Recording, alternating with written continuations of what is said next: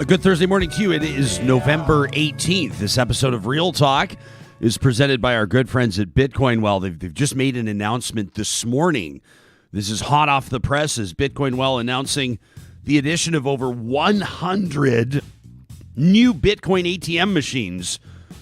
100 new ATM machines as part of an expanding partnership with Rapid Cash ATM. It represents exclusive operations of Bitcoin ATM software on all Rapid Cash machines that are capable.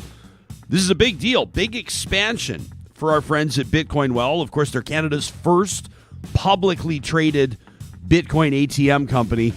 I had a chance to check in with them yesterday. We're proud to be working with them and super excited for this big announcement. Congratulations. You can find more about what they do at Bitcoin Well by checking out the sponsors page on our website, ryanjesperson.com. Real Talk starts right now. Here's Ryan Jesperson. This is going to be one of those shows that moves fast. Sarah Hoyles and I have both kind of like we've tried to stack this show today just because there's a lot to talk about. So in just a second, we're going to talk to Mike Duggan, who's been driving truck for about 40 years. A long-haul driver. He's currently stranded among, it's got to be thousands of other truckers at least, let alone travelers, let alone everybody else in BC amid extreme weather, massive flooding, of course, major damage to highways and rail infrastructure for that matter. Mike's going to join us. I wonder if he'll be in the cab of his truck. I don't know. They're going to try to figure out how they can get rolling again. And, of course, as crews are working to get those highways cleaned up and start the very beginning stages of repair. In about 25 minutes or so, we're going to be talking to Todd Loewen. He's an MLA. He ran and won as a United Conservative MLA. He was a Wild Rose MLA before that, by the way, but he's been booted from the party. He was caucus chair. You remember Todd Loewen? He was the other UCP MLA that was kicked out the same day that Drew Barnes was. Well, Todd's essentially he's issued a formal complaint. He's written a letter to Alberta's elections commissioner because he says that something stinks. Something stinks leading up to the United Conservative AGM this weekend using third-party, PACs, political action committees, these third-party advertisers. They're funneling funds, the allegation is, by paying for the AGM fees of people that are friendly to the Premier, to Jason Kenney. Now, why does this matter in layperson's terms? Well, basically, Jason Kenney is staring down an oncoming train. They've got these constituency associations like ridings. They need a minimum of 22 of them to sign on to trigger a leadership review. They think that the Premier is damaging the party, arguably, or I guess their biggest fear might be beyond repair. In other words, they're going to lose the next election. And so these CAs, these constituency associations, want a leadership review. Well, Kenney's working. These PACs are working. He's saying, what, me? It's nothing to do with me. We're going to ask Todd Loewen today if the Premier can be believed on that, but we'll also ask him why did he reach out to the elections commissioner? What does he make of all this? I'm expecting a great interview. That's coming up in about 25 minutes. We're also going to learn about the future of Alberta's oil sands. What could bitumen beyond combustion look like? In other words, we talk about this just energy transition. What does it mean for the environment? What does it mean for the economy? What does it mean for workers? We're going to get into that today too. Plus, they call her deepness. Dr. Sylvia Earle, when it comes to ocean science, when it comes to conservation, she's, if not the biggest deal, one of.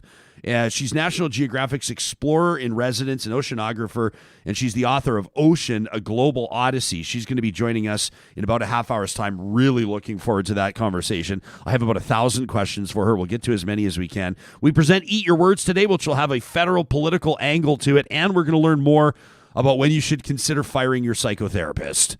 This is based on a new film that's just been released on, it's Apple TV, right? The streaming service, Will Ferrell, Paul Rudd, this movie, The Shrink Next Door. So we're going to talk to therapist Mara Brotman. Before we get into this, Hoyles, though, we want to keep an eye. I know that a lot of parents, not just parents, but a lot of parents of young kids, in particular kids aged 5 to 11, are keeping a very keen eye on rumblings that Health Canada is getting set to approve Pfizer-BioNTech's COVID-19 vaccine for kids 5 to 11 as early as tomorrow. Yeah, it's looking like tomorrow. There are multiple sources being quoted, being cited by the Toronto Star. So those are rumblings. The Pfizer-BioNTech, they actually submitted for approvals back on October 18th. And so hopefully, fingers crossed, this means tomorrow. And then it looks like we'll have lots of doses, around 3 million pediatric doses are expected in the coming days. You know, this has been huge for a lot of families that have been waiting for this to happen. And of course, this is auntie something right here is so excited. Is that right for your? Oh yeah, yeah. We've never asked totally about your family dynamic. I know you've got at least one nephew who's is he about 12? I've got. Or is he under 12? I've got one teen nephew. Because now he's 13. Sure. And everyone else is below that. Younger than that, I should say. Okay, good stuff. So you care. I mean, a lot of people care. Oh, Teachers heck yeah. care. Parents, grandparents. I mean, a whole bunch of people do. And so that's a story that we're following. And, of course, we're going to know as early as tomorrow. I wonder if it might happen when we're doing the show tomorrow. If not, that's something we'll be talking about again on Monday. Before we get into our conversation with Mike Duggan, trucker stranded in BC, I wanted to remind you that our question of the week this week is up at ryanjesperson.com. It's pretty easy to find right at the top of the page, QOTW. There it is. I am putting out the call. We want thousands of you to chime in on this because it's kind of a special edition. Next week, November 23rd, we celebrate 1 year of Real Talk. We've got an amazing show in store. We told you a couple of days ago, Malcolm Gladwell is going to be joining us. Defense lawyer Marie Heinen is going to be joining us. Those two interviews are going to be killer. Let's be honest. We said, should we book a third? And I said, well, I don't know who's going to I mean, there's a few people maybe, but I think these two interviews are going to steal the show. We're also going to get into your response on the highlights and the lowlights, your hot takes over what you've thought about Real Talk, your favorite episodes, the ones that frustrated you, maybe stuff you've always wanted to say to me, or along the lines of mean tweets, maybe a trash talk focused on me. We're going to have some fun with it next week. But to do that, we need you to participate right now. So you can go to our website, ryanjesperson.com, click on Question of the Week, and of course, we'll present the results next week as we inch toward our 1 year anniversary. Tough to believe, 1 year already, November 23rd. Although someone said to me yesterday, I was talking to one of our partners, and they go, it's only been a year? It feels like it's been way longer, so I guess it depends on your perspective. I think the pandemic helps with that, though, because I feel like time is either, it feels like things are really long, but also it was just yesterday. So same thing with Real Talk. Very true. I saw somebody yesterday said, how long has it been? He goes, well, it's got to have been a minimum of almost 2 years. Yeah. And you go, right. It kind of feels like this bizarre, this kind of blip on the radar that's going to represent this 2 year time period when it's all said and done. The show doesn't happen without the support of our amazing sponsors, and we're really excited for our friends at the outdoor institution formerly known as Campers Village. Congratulations to them on a beautiful rebrand. The store now Breathe Outdoors. Still the source for all of your outdoor outfitting needs with all the top brands like Icebreaker and Kuma, Mountain Hardwear, Yeti, Osprey, Patagonia, The North Face, Smart Wool, and more. You can check them out online at breatheoutdoors.ca. Maybe you're not a camper. Maybe you're a paddler, or maybe you love to get out snowboarding or cross-country skiing. Maybe adventure travel is your thing. Maybe your big time outdoors every single day is walking the dog. Breathe Outdoors has the gear you need to make the most of your outdoor experience. And don't forget, if you spend a minimum of $30 in store at Breathe Outdoors, you drop my name or Real Talk at the till, they're going to hook you up with a beautiful Breathe Outdoors ceramic mug, a minimum $30 purchase. Also, a big shout out to our friends at Fraser Brothers. Yesterday, it was a huge celebration as Charlie, their sourdough starter, turned 6. And we were getting a whole bunch of messages from people, from Real Talkers, that were saying, hey, check this out. We popped by Fraser Brothers, and we were able to pick up some Fraser Brothers mother dough, sourdough, and of course everything that came along with it. What about this one from Simone? I loved Simone's tweet. She drove from Sicamous to Drayton Valley via Highway 5, Highway 16 to avoid mountain passes. It took Simone 11 and a half hours, so she was able to stop in at Fraser Brothers in Hinton. to grab these treats. Look at her. She's rocking her Real Talk vinyl sticker on the back of her Benzo. And, of course, she's picked up her Friesen Brothers Peace River sourdough. Atta girl, Simone. That's a job well done. Friesen Brothers, 16 locations across the province for more than 65 years. Alberta grown and Alberta owned. Well, we talked to Julie Van Rosendahl yesterday about the supply chain and food implications of this horrific flooding in British Columbia. Many different angles to cover, including the supply chain, including goods to be transported, not just from the Port of Vancouver across the country, but so many other items that move. It's the type of thing we take for granted. We don't think of how many trucks travel those highways, of course, across British Columbia. Mike Duggan has seen it all, I'll betcha, as a long-haul trucker for the last 40 years or so. He calls Alberta home, but he's currently stranded in BC amid this extreme weather, this massive flooding. Mike, kind enough to join us live on the show this morning. Mike, thanks for making time for us. Where are you right now? Good morning, Ryan, and thanks for having me. I'm sitting in the parking lot at the Esso in Barrier, BC. Okay, so just about 40 miles from Kamloops. And when did everything kind of go sideways for you? I mean, what was your plan over the last week or so, and when did it specifically get interrupted? Well, I got home to Calgary on Saturday and was reloaded with fresh pork from Lethbridge going to the port in Vancouver, intending to leave Monday, which I did.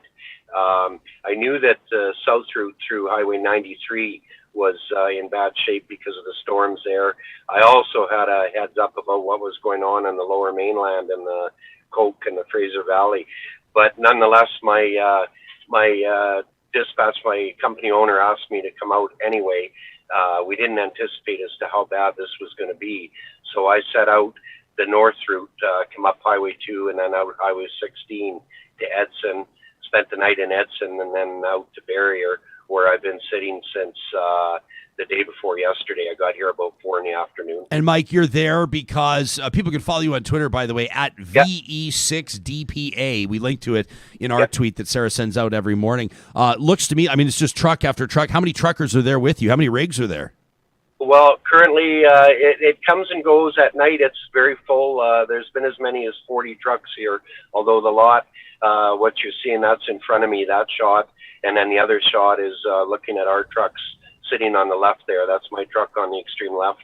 But we've been here, it comes and goes, and guys are still trying to go to Kamloops, although I've got a friend, company worker that's in Kamloops, and he said there's between 2,000 and 2,500 trucks there.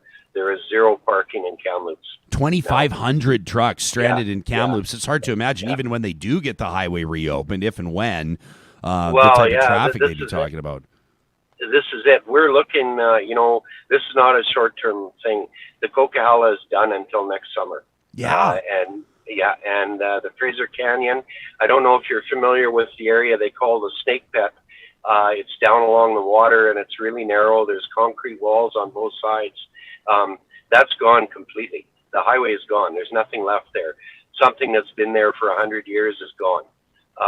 So, this is not going to be a quick fix. It's going to, and right now it's snowing here in Barrier, and they haven't really had any winter up on the Coke or in the canyon. Thankfully, the canyon, there's the canyon there.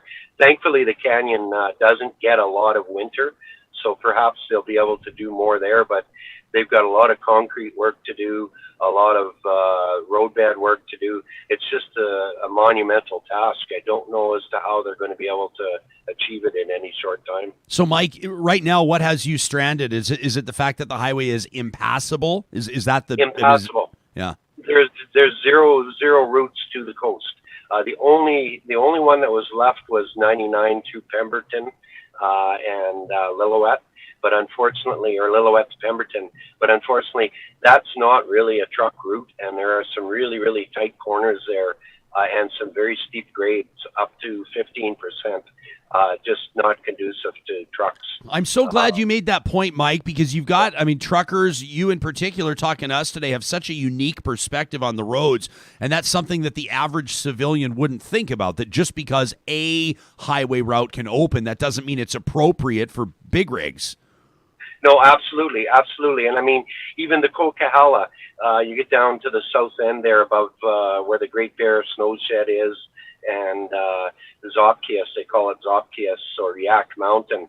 I refer to that as the Bermuda Triangle because regardless of time of year, you don't know what you're going to be dealing with weather-wise. So, Mike, do you have a trailer full, obviously a refrigerated trailer full of pork right now?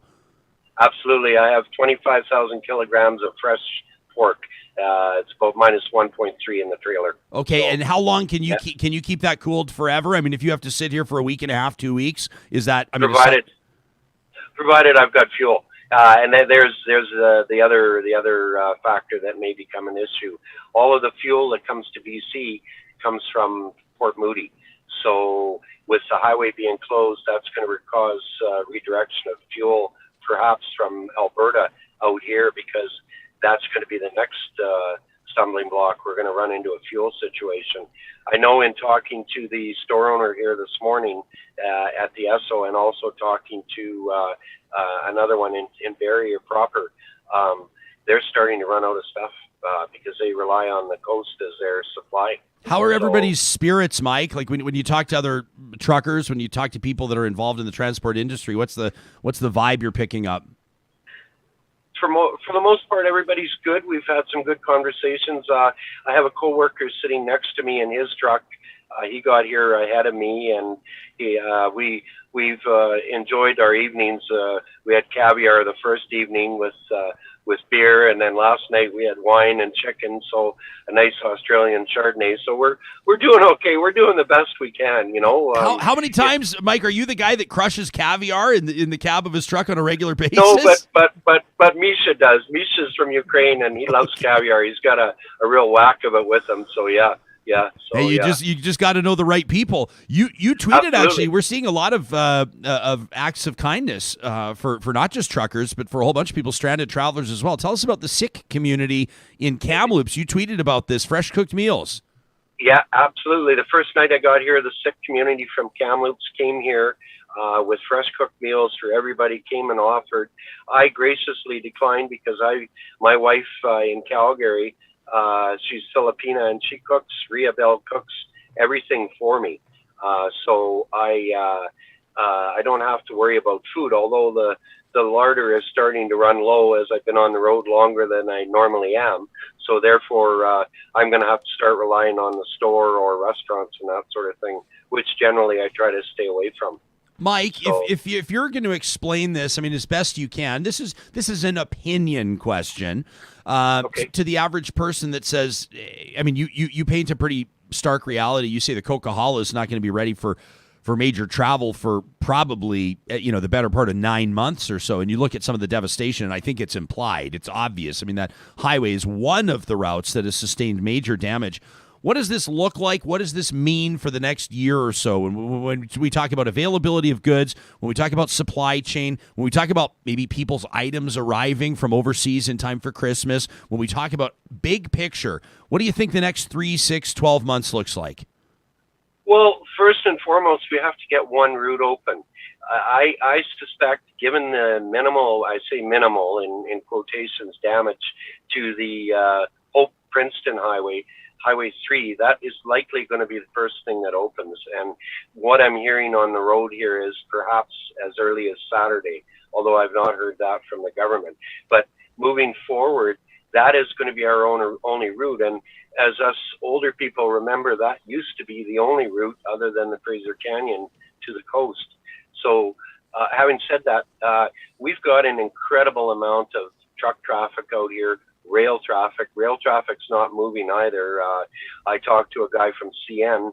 They've got 3 to 4 miles of track that's hanging in the Fraser Canyon, and that's the only rail access to the coast, to the rest of the country. So trains are staging all over. I've seen some go through here, Barrier, but I think that they're just staging in Kamloops and going down the canyon as far as they can. So this is it's like Armageddon almost, insofar as the economy is concerned. Well, you've been trucking for 40 plus years. Have you ever seen anything like this before? No.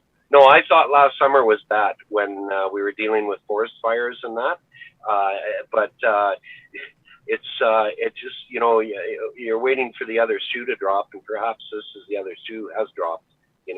What is it, Mike? What does this mean if you speculate? What do you think this means for the trucking industry? Is this? I mean, are there implications within the industry with people's job security or availability of drivers? Well, if anything, it's probably going to put more of a demand on us, particularly with railway and stuff like that, because these things have to move.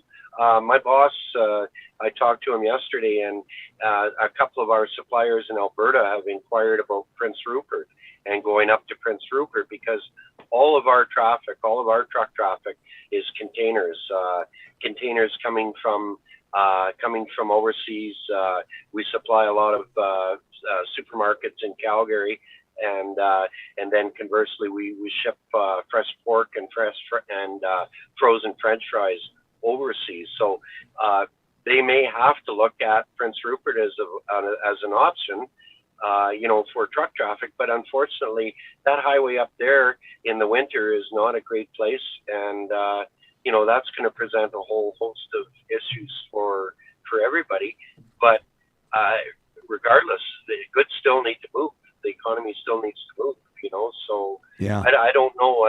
That's way above my pay grade, but I know that there's a lot of sleepless nights right now for a lot of people. Yeah, sure. well, I'm even just trying to think of like I don't know wholesale price of pork, and I don't know all that kind of stuff. But if you I don't either. You said you got 25,000 kilos of fresh pork, so that's approximately 50,000 pounds.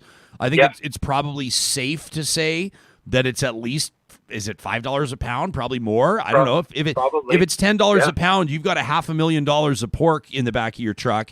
That I know you'll do everything to that you can to make sure that it doesn't spoil. But that's just one truck. That's just one load. I mean, that's going to provide some perspective here, I think, for people with regards to. I mean, there's so many things that are at stake here.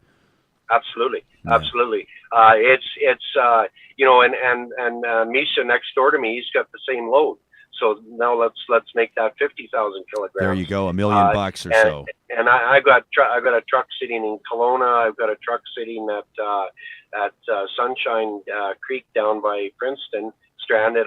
We've got trucks stranded all over, and that's just us. We're a small outfit. We're only 17 trucks, so. It's very much a family operation. Yeah, it doesn't sound that small to me, but I guess in perspective, it probably is. Mike, listen, I mean, it goes without saying, we wish you all the best here. I mean, I guess it's just the waiting game right now. We think of the crews that are doing cleanup and early stage reconstruction right now. I mean, everybody kind of rallying here. Once you do get rolling again, we'll wish you a safe journey, Mike, and thanks so much for making time for us today. Thanks very much, Ryan, and congrats on the show, the anniversary there. I've been following all along, and especially with Sarah joining the team, and I hear Sam's chuckles in the background when his mic is off. It's always good. It keeps us happy on the road. Let me tell you. Yeah, hi, Sarah. We really enjoy it out here. Absolutely. So. Oh, Mike. Well, that makes our day. We've got our associate producer Emily in the house with us today too. So thanks, Mike. Awesome. I didn't. Take care. The team is constantly growing. Thanks. That's Mike Duggan checking in from the cab of his truck, stranded in BC. 2,500 trucks. They're saying stranded in Kamloops. That's just in Kamloops. I mean, the Highway 1 washed out in about 5 different spots. Highway 11 washed out in 3 spots. Highway 5, the Coquihalla, just demolished, including exit 202 between Hope and Merritt. Everybody knows that stretch of the Coquihalla if you've driven it. Flooding, mudslides on Highway 7, Highway 8, Highway 99, basically on all the highways. And we appreciate Mike for giving us. I mean, that's like a first person perspective. You can kind of lose your focus, I think, when there's big stories. 2,500 trucks. You don't start to kind of do the math and go, well, how much cargo is that? And what's the dollar value of that? And what does all this mean? In just a second, we're going to find out more about what the future of Alberta's oil sands could look like. MLA Todd Loewen joining us in 5-10 minutes. We want to remind you really quickly right now that our friends at McBain Camera currently have their holiday sale going on. You can check them out online at mcbaincamera.com. That includes the Ricoh holiday sales. The brand new GR3X is in stock and available for just $1249.99. That features that new 26mm GR lens that achieves sharp imaging with high resolution and high contrast. Those are the qualities you want for the best possible photos. You pair that lens with that 24.2 megapixel APC or that APS-C format sensor, a brilliant compact camera with unrivaled image quality. This is the one you want to take with you on the road, on your trips. And McBain has extended their 30-day price protection guarantee to December 24th, all the way through to Christmas Eve, so you can shop early with confidence. You don't have to worry about whether or not the price is going to drop after you buy. Why not buy today? Visit one of their 6 convenient Alberta locations, or you can live chat with a McBain team member right now at McBainCamera.com. McBain, create to inspire. Our friends at the Edmonton Symphony Orchestra want to remind you that Arrival goes tomorrow night, November 19th. This is a spotlight on living composers, and it includes the Winspear debut of the piece composed by the annual Young Composer Project winner. Every year, a student's writing piece performed at Symphony Under the Sky. This concert also features poetry recited by Edmonton's new poet laureate. You can find out more about Arrival. That goes tomorrow night at winspearcenter.com. And don't forget, the promo code REALTALK gets you 10% off your concert tickets with the Edmonton Symphony Orchestra at winspearcenter.com. Well, this is really cool. We've been talking about a just transition and what that means when it comes to energy and the environment and the economy. Bryan Helfenbaum with Alberta Innovates, the executive director of advanced hydrocarbons there, kind enough to join us this morning. He's been for the last 20 years or so, working in industry in a variety of engineering and innovation roles. They've got a white paper out now. It was announced just about 10 days ago that shows that bitumen from Alberta's oil sands can be repurposed to create a new industry based on advanced materials that could significantly reduce greenhouse gases. Pretty interesting stuff for a region of this province that has had great significance to the economic activity and employment of Albertans and Canadians across the country. Bryan, thanks for making time for us, and welcome to the show. Thank you very much. This just transition idea, is that kind of what's been driving this research? How did this come about? This is something we've been working on for about 5 years now, and it's both looking at the value add opportunity that's there because we can create significantly more value out of our natural resources by turning them into materials instead of fuels. It's also being driven more and more now by the drive towards net zero, which is both an industry as well as a global initiative. And so we can also drive down our emissions at the same time and spring up entirely new industries in Alberta. It's a very exciting and compelling opportunity. People can check out this paper themselves at albertainnovates.ca. I've got to ask you, right? It says, bitumen beyond combustion. It says on the title page how oil sands can help the world reach net zero emissions. People are going to go, huh? I thought to get to net zero, we had to leave it all in the ground. How does this work? Yeah, I appreciate it. It may sound like blasphemy to some that the pathway to net zero could include Alberta's bitumen. But there's 3 different ways that this can really make a significant difference in our emissions. Number one, 80% of the emissions that we associate with oil happen at combustion, right? So as much as our upstream operators have done a lot to reduce emissions, the majority of the issue is really when the fuel is used. And so by diverting our bitumen away from making diesel and gasoline and jet fuel and more towards materials that we're going to need in the future, then we're reducing emissions at combustion. On top of that, based on the products that we see ourselves being able to make with bitumen, we can make them with less emissions than they're currently being made. So carbon fiber, as an example, our projections show that we can produce carbon fiber with less than half the emissions as current carbon fiber is made. We can also make it much cheaper. And if we can make it cheaper, it'll start getting used in more and more things. So to take the carbon fiber example, you might have it in your hockey stick, your golf clubs, or your bicycle, but it's a pretty specialty material. If we can reduce the cost, it will start being used in vehicles, which can make all of our vehicles, whether they're powered by gasoline or electric, 25 to 30% more energy efficient. We can use it in materials and infrastructure, housing, and these structures will last far, far longer than they do today. So there's this huge follow-on effect, a downstream impact of being able to use these advanced materials. Bryan, how far away is the industry from this being a thing? I mean, is this 6 months or 6 years or 60 years? So it depends on the material. And so the answer is a bit of all of the above. So I'll say at one end, you've got asphalt binder. which we currently produce in Alberta, but it's got a very local regional market because you have to ship it hot. And so that really limits its market. But we've now proven that Alberta derived asphalt binder is among the most premium, the top quality asphalts in the world. And there are technologies underway right now. There's a handful of companies working on pelletizing it so that you can ship it longer distances and overseas. And we've been starting to reach out to our US and Asian markets to try to do that. So the asphalt opportunity is more near term. Carbon fiber is probably 5 to 7 years away from being a commercial reality. And that's probably the biggest overall opportunity in terms of value add. And then we've got activated carbon, which is also near term. That's probably 3-4 years away, but it's more of a niche opportunity. And then you've got things like graphene, right? Graphene's a pretty sexy material. Right now, the market is tiny, but we expect it to be massive in the decades to come. So that's a longer term play. If somebody's working in the oil sands right now, do they have the skills, probably the training, to be able to transition into this new approach? I mean, what are the employment or job implications of some of these possibilities? Yeah, so what this does is it allows us to continue to produce bitumen and even potentially expand production. And using new extraction techniques, we can do that and still reduce emissions. What we're talking about with these materials is basically a new manufacturing industry. And so there will be some transferable skills, but in many ways, we're starting something new. So part of what Alberta Innovates has been working on is developing our internal capacity. Carbon fiber is an example. That industry doesn't exist in Canada. It's dominated by the US and China and Korea and Japan. And so we've been working with the international community to bring in some of that expertise so that we can build up this new industry potential.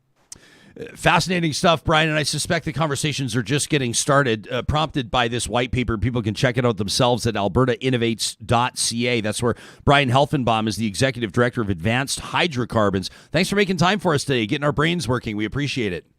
Thank you very much. You got it. MLA Todd Loewen coming up in just a moment, formerly caucus chair for the United Conservatives, now sitting as an independent. He was in touch with Alberta's Chief Electoral Officer yesterday. First, I want to remind you the show happens because of sponsors like the team at Eden Landscaping. Whatever your vision, they'll execute it with precise attention to detail. It's why they've been earning the return business and the referrals of customers for more than 20 years. They're family, independently owned, full-service landscaping from excavation all the way through to finished project. The majority of your landscaping will be handled by their team, but they've also got strong relationships with skilled trades. I know that Mike and his team there are really proud of that. So if you've got additional construction needs, you're going, we're going to work on this. We want to put in some like edible garden boxes and maybe an outdoor pergola, and we want to put together a great outdoor cook station. But we'd also like to do this, and this. Eden Landscaping, for more than 20 years, have been solving problems and bringing outdoor spaces to life. You can check them out online today at landscapeedmonton.ca. Speaking of family-owned, same deal goes with Local Waste. You can connect with them today for a bin in Edmonton or Regina. They operate across both provinces, Alberta and Saskatchewan, via localwaste.ca. Construction, commercial, and residential waste and recycling collection. Maybe it's a one-off. Maybe you're doing a basement purge. Maybe you're renovating your house this winter. You need a bin for a week or a month or a few months. Or maybe you're a business owner that would like to improve the service you're getting from your current service provider. Local Waste will compete for your business. I've seen them do it. Localwaste.ca is where you can reach Chris and Lauren and Mikkel. And don't forget, Local Waste presents Trash Talk every Friday here on the show. You can send us your vents to talk at ryanjesperson.com. Well, in our neck of the woods in the province of Alberta, this is a story that everybody's paying attention to. The United Conservative Party's annual general meeting this weekend involves an initiative to pursue an early leadership review. In other words, more than 20 constituency associations in more than 20 ridings across the province have indicated they'd like to see the Premier, Jason Kenney's leadership reviewed ahead of schedule, ahead of April of 2022. Well, things are happening behind the scenes, including funding from third-party advertisers, political action committees, or PACs, to make sure that some folks, Kenney-friendly folks, have their fees paid for the AGM. It's also alleged that this money is going to be funneled into the party. It prompted a pretty striking letter from Conservative backbencher MLA Peter Guthrie and a letter to Alberta's Chief Electoral Officer from our next guest. He's the MLA for Central-Peace Notley. He's the former caucus chair for the United Conservatives, now sitting as an independent after he was kicked out of the party back on May 13th. Todd Loewen, it's great to have you on the show. Thanks for making time for us and welcome. And thank you very much. Appreciate it. Have I characterized this accurately? I mean, did you take issue with anything? No, actually, you summed it up very well. Obviously, this was inspired by a letter from an MLA to the Premier, which ended up, of course, circulating around. And of course, now it's in the media sphere too. And of course, that's what inspired my letter to the Chief Electoral Officer, Glenn Resler, to investigate this and come up with some, I guess, some guidance on whether this is legal or not. And if it's in fact not legal, then to investigate and find the facts in this case. Todd, is your head still spinning a little bit when you hear somebody like me say, you know, the former caucus chair of the United Conservatives, former United Conservative MLA, you know, kicked out of the party? Does it still throw you for a loop? Yeah, I mean, it is, of course, a little hard to get used to, but of course, I'm feeling good with the direction that I'm in right now. Obviously, being a UCP MLA right now is not an easy job, going out and defending Jason Kenney and his actions. So obviously, I feel pretty comfortable in the role I have right now, representing my constituents. Yeah, you've not obviously been in caucus meetings since May, but up until that point, how would you characterize the dynamic of the party under this leader? It's obviously a one-man show. I mean, that was one of the most frustrating things. And then, of course, when I sent that letter asking the Premier to resign, that was after 2 caucus meetings had been canceled in a row with very little to no warning. It was frustrating to see how little regard the Premier had to caucus and caucus input. And I think and of course, obviously, as caucus members, we have constituents we have to represent. And I felt that I could no longer represent my constituents properly under the leadership of this Premier.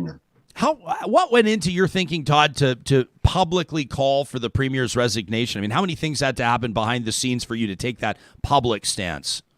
Yeah, obviously, it was something that built up over time. You know, I spent the previous year trying to change things from within and trying to have my voice in caucus heard and trying to influence change in the government direction.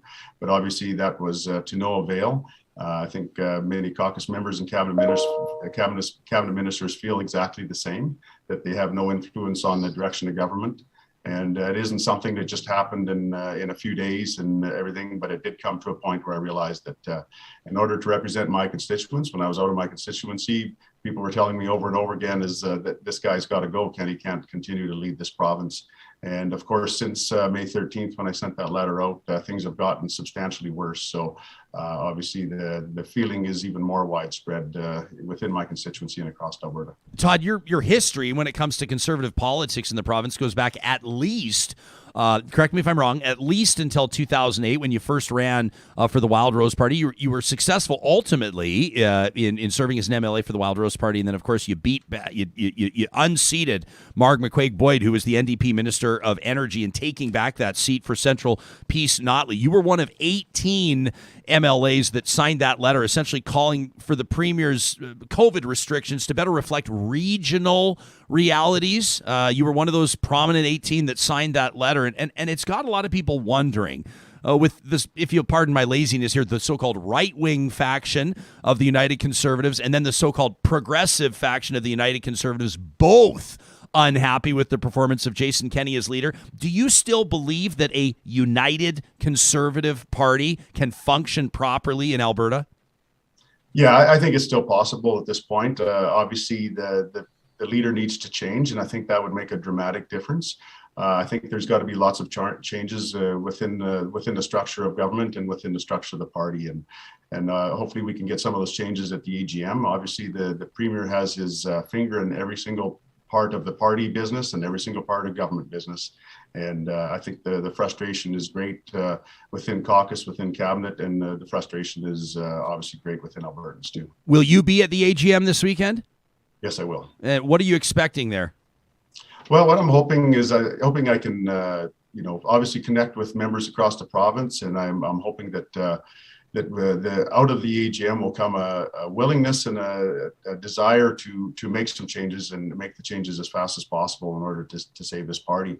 I think if we don't get on this right away and make something happen and create a dramatic change, then I think Albertans that have already lost their trust in the UCP and Jason Kenney, that trust will continue to erode, and that'll be to the destruction of the party. So under a new leader, would your intention be to rejoin the party and sit again as in caucus? Yeah, I would have no problem with that. I think we need to have a new direction and everything, and that can only be done under a new leader. Again, I think the trust of Albertans has been lost, and regaining that trust with this premier, with this leader, is impossible. We're talking to MLA Todd Loewen. Sorry to cut you off there, Todd. Your letter from a couple of days ago to Glenn Ressler, who's Alberta's chief electoral officer, you say, I'm writing you today seeking guidance on a matter of urgent importance. You say it's come to my attention. Third parties have been accused in a letter by an MLA, you're talking about Peter Guthrie, of actively offering to pay entrance fees of chosen supporters to attend the UCP AGM held coming up this weekend at the Grey Eagle Resort near Calgary. You say, while the letter itself asserts that this transfer of funds between third parties and the UCP may not be illegal, but is certainly unethical, you write, I find the legality of this matter to be less clear. You then go on to outline your concerns, and people can find that letter. I tweeted it out yesterday. So did you. The premier was asked about this, and I want to get you to respond to this, Todd. Here's what Jason Kenney had to say yesterday. Very specifically, I know you did it at caucus, I've been told. Could you respond to the allegations, including, but not just that one, but including that one? Well, it's interesting you're being told about things that allegedly happened in the caucus, Rick, because that's supposed to be confidential. But the answer is I'm not involved in third-party organizations, but third-party political organizations are free within the law to be involved in politics. And my understanding is that, for example, delegate registration fees are not considered a contribution, but I would expect and insist that any group carefully acts within the regulations. All I can tell you, as long as I've been involved in politics, I've known, for example, youth delegates, often constituency associations provide support with delegate fees. Organizations have supported the attendance of youth delegates who can't afford to go and things like that. That's hardly new. I think it's conventional in most parties, and I would expect fully that any organization involved is carefully following all of the relevant rules. What's your response to that? Well, I think that's that's a good way to kind of spin his way out of that one. But obviously, when we look back to things like the Kamikaze campaign, that was furnishing money, where money was given to individuals that weren't individuals and organizations that weren't able to give money to politics, and that's obviously a rule that's called furnishing money. It's under 34.1. That was obviously found to be illegal, and people were fined with that in the Kamikaze campaign for the leadership race. And also under 4141, there's rules against third-party individuals contributing money to the administrative activities of an organization like the political party, the UCP. And one of the chief administrative activities of the party is to have an AGM and to elect a board of directors. And obviously, if third-party advertisers or PACs are allowed to influence that and put money in towards that activity, I think that clearly outlines that it's against the law. We had a situation where just recently an MLA was charged from the last election for using a private business to help in the campaign. And that was found illegal too. So it isn't like any of these allegations are unusual, and it isn't like they haven't been fined for just in the recent past. So I think this is something that if this isn't dealt with appropriately, then I think it opens the floodgates to do what isn't legal, what wasn't intended to be legal. Especially if we look back to the NDP brought in electoral reform. Back when I was in opposition, that was something that was widely supported by opposition and, of course, government. And that was taking the corporate money and union money out of politics. And obviously, if this door is opened, then we could have situations where these political PACs, these political activity organizations and unions could start putting money into the political sphere again. And of course, I think that's was the intention of that law. That was the spirit of that law that was passed in the legislature. And I think that needs to be respected going forward. Todd, I've got a next guest locked and loaded here, so I'm going to have to thank you for your time. But let me ask you quickly in closing, do you support or would you support Brian Jean's assumed leadership bid here for the United Conservative Party? Well, Brian Jean has a bit of a work ahead of him as far as, first of all, he has to be nominated in the UCP, and he's seeking that nomination now. That'll be up to, of course, the people from Fort Mac, Lac La Biche, and they'll be making that decision. I respect whatever decision they make. And then, of course, there'll be a by-election, and if he wins the nomination, then it'll be in the by-election, and the people of that constituency will make that decision. So, but would you back him if he were to get over all these hurdles? Would you back him if he sought the leadership? I have no plans of backing anybody right now for leadership. I haven't made any decisions on that at all. I expect that there'll be many good leaders that'll come forward, and I'm looking forward to seeing who does that. Okay. Todd Loewen is the MLA for Central-Peace Notley. Thanks for doing this. I appreciate it. No problem. Thank you. You bet. National Geographic Explorer-In-Residence oceanographer Dr. Sylvia Earle in just a second. So excited for this conversation. We want to remind you that if you're traveling south, if you're going somewhere hot this winter, now is a perfect time to book your airport parking at jetsetparking.com. Whether it's the nonstop service from Edmonton to San Diego that you're taking advantage of or somewhere else, if you go to jetsetparking.com right now, you can pre-book your parking at Edmonton International Airport up to the end of 2022.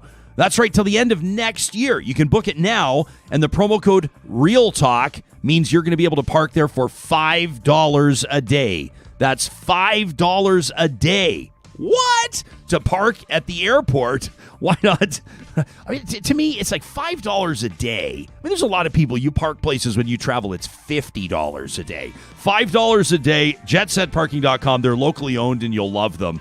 Speaking of people that I guarantee you're going to love, Jake Kubisky, the CEO at Kubi Energy, he and his team have been providing solar energy solutions to power people's lives in Alberta and British Columbia for coming up on 10 years now, based out of Edmonton and Kamloops. They've got a team of Tesla-certified solar installers. All of them are either ticketed journeymen or apprentices, which means you can have full confidence that the job is being done right. You can check out their products and services, get a free quote today by visiting their website, kubienergy.ca. And don't forget, you can send us an email with a random act of kindness, maybe something somebody did to pay it forward or make your day. Kubi Energy presents Positive Reflections every Monday morning here on Real Talk. What a thrill it is to welcome to the show one of the world's literally top experts on ocean science and conservation. Dr. Sylvia Earle is the National Geographic Explorer at Large. She's got a new book, National Geographic Ocean, a Global Odyssey. Dr. Earle, I am a scuba diver. I am a casual photographer. I love being in the water. And you, my friend, are an absolute legend. I can't tell you how much it means to have you here on Real Talk. Thanks for joining us. Thanks for having me on board. How does one rise to becoming the National Geographic Explorer-In-Residence? I mean, your journey has been a remarkable one. It's good timing to come along at just the right moment when it was possible to explore the ocean the way we now can, to be among the first to enjoy the experience of breathing underwater using scuba, and to also be in at the beginning of developing technologies to live underwater, to use little underwater robots. And what I really love most of all, to be able to take little submarines and go deep in the ocean, taking a little capsule of air along with you, the way astronauts go high in the sky. I want to provide some background for our audience, for people that may not be familiar with your legacy. I mean, you're the president and chairman of Mission Blue, the former chief scientist of the National Oceanic and Atmospheric Administration. You were called by Time magazine the first hero for the planet. New Yorker magazine calls you her deepness. What is all that stuff? I mean, do you still every once in a while kind of pinch yourself and go, what a career it's been? I think the best is coming. You know, the past is always prelude, and there's so much more to be done. I think the biggest discovery in the 20th century about the ocean is the magnitude of what we don't know. We've taken the ocean for granted, and believe that the ocean will take care of itself no matter what we put into it or what we take out of it.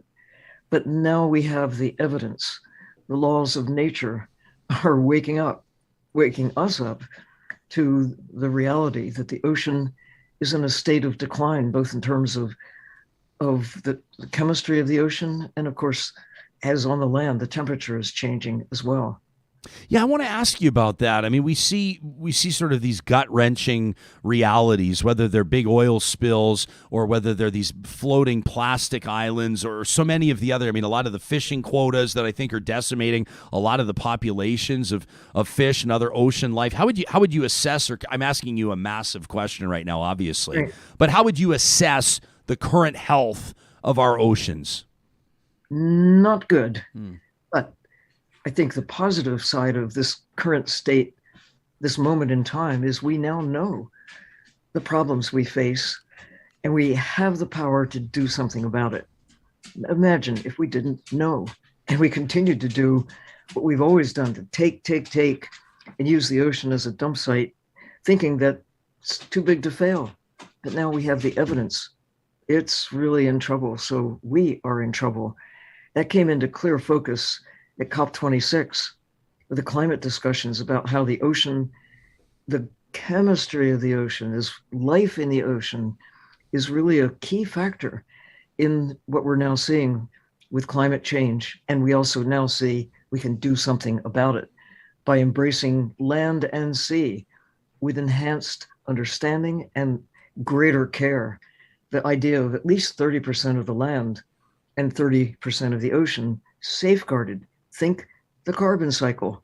It sounds pretty nerdy, but it's carbon dioxide in the atmosphere, in methane, in the emissions that we are increasing through the burning of fossil fuels, but we're also destroying the natural carbon capturing and sequestration systems, the forests and life in the ocean, clear cutting the ocean of life. You mentioned industrial fishing is a problem. It is. And knowing that that is part of the solution to really understanding and protecting the systems that have taken hundreds of millions of years to get to a place that is just right for us and to restore what we can of this amazing diversity of life, mostly in the ocean.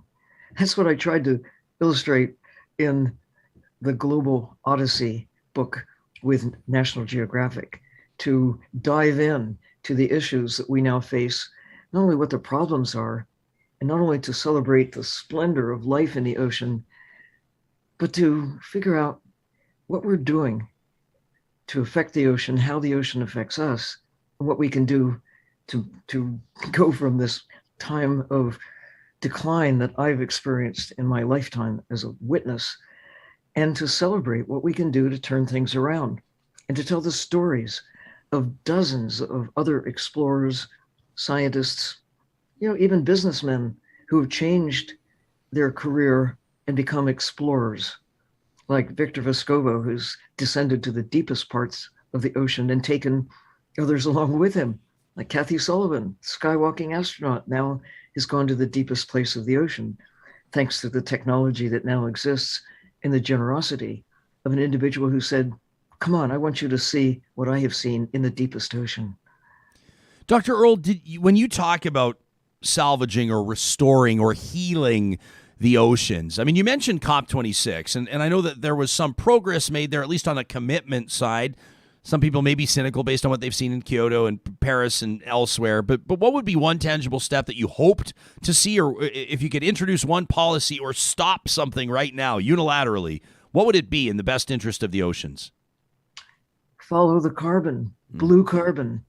That will lead you to the decision that industrial scale fishing on the high seas needs to be stopped, because our existence is really on the line. What we do or what we fail to do right now in the next 10 years will have a magnified significance throughout all of our history. It's going to get harder and harder to reverse this, to recover and find stability, which is really the goal, protecting what exists of old growth forests. They're critical to the carbon cycle, to the climate issues, the old growth systems in the ocean, from coral reefs to the deep sea manganese nodules. We need to secure them, hold them in place, because they hold us, our planet in place, and to understand those connections.